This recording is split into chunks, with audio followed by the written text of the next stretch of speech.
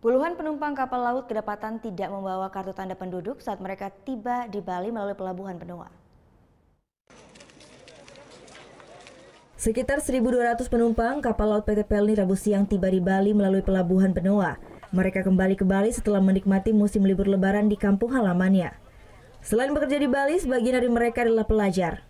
Sementara untuk mengantisipasi membludaknya penduduk pendatang, Dinas Kependudukan dan Catatan Sipil Kota Denpasar bersama sejumlah instansi terkait melakukan pemeriksaan identitas.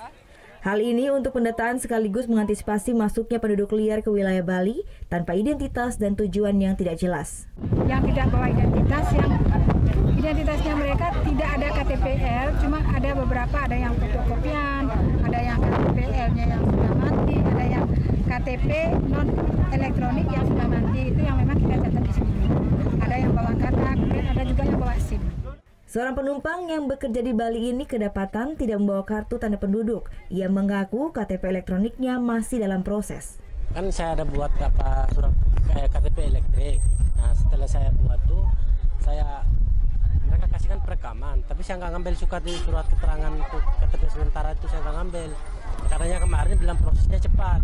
Makanya dikasih surat perekaman. Setelah itu saya ke sana di Dispendo untuk pemeriksaan itu, untuk ngambil KTP itu. Saya store ini surat rekaman itu, jadi sampai sekarang KTP-nya belum jadi-jadi. Nah, jadi saya bawa SIM aja.